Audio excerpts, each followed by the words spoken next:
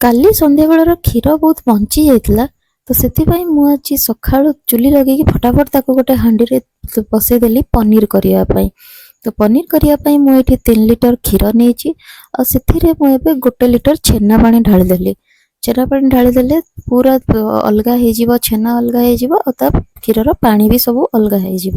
ତ ଆମର ପନିରଟା ଭଲ ହେବ। ଆପଣ ଏଠି ଲେମ୍ବୁ ବି ୟୁଜ୍ କରିପାରିବେ, ଭିନେଗାର ବି ୟୁଜ୍ କରିପାରିବେ, ବଟ୍ ମୋତେ ଛେନା ପାଣି ମିଳିଗଲା, ସେଥିପାଇଁ ମୁଁ ଛେନା ପାଣି ଢାଳିକି କରୁଛି। ଦେଖନ୍ତୁ କେତେ ବଢ଼ିଆ ଏଠି ପୁରା ପାଣି ଅଲଗା ହେଇଗଲା, ଆଉ ଛେନା ବି ଅଲଗା ହେଇଗଲା। ବୋଉ ଆମର ତାକୁ ଢାଳି ଦେଉଛନ୍ତି ଗୋଟେ ଜାଗାକୁ। ମୋତେ ତ ଏସବୁ ଜିନିଷ ଆସେନି, ଆମ ବୋଉ କରୁଛନ୍ତି, ତ ସେଥିପାଇଁ ମୁଁ ଫାଷ୍ଟ ଟାଇମ୍ ଦେଖିକି ତାକୁ କରଉଛି।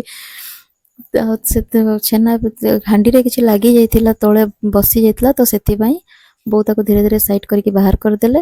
ଆଉ ବାହାର କରିସାରିଲା ପରେ ଏବେ ତଳେ ଯୋଉଟା ଲାଗିଯାଇଛି ସେଗୁଡ଼ା ଛାଡ଼ିଦେଲେ, କାହିଁକିନା ସେଗୁଡ଼ା କଳା ହେଇଯାଇଛି, ପୋଡ଼ି ଯାଇଛି, ତ ସେଥିପାଇଁ ତାକୁ ସାଇଡ୍ କରିଦେଲେ।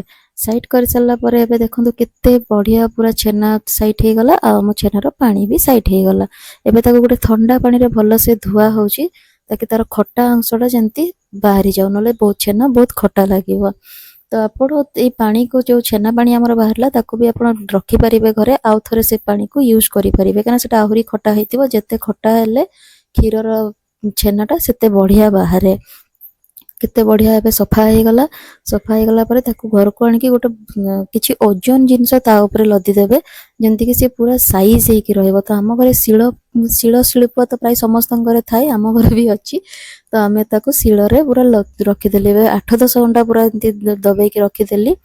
ଆଉ ସେଇଟା ସନ୍ଧ୍ୟାବେଳେ ହିଁ ବାହାର କଲି, ସକାଳୁ କରିଥିଲି, ଏବେ ସନ୍ଧ୍ୟାବେଳେ ବାହାର କଲି। ଦେଖନ୍ତୁ କେତେ ବଢ଼ିଆ ପୁରା ସେଟ୍ ହେଇଯାଇଛି। ଆଉ ତାକୁ ଏବେ ଖୋଲିକି ଆପଣମାନଙ୍କୁ ଦେଖାଉଛି, ଦେଖନ୍ତୁ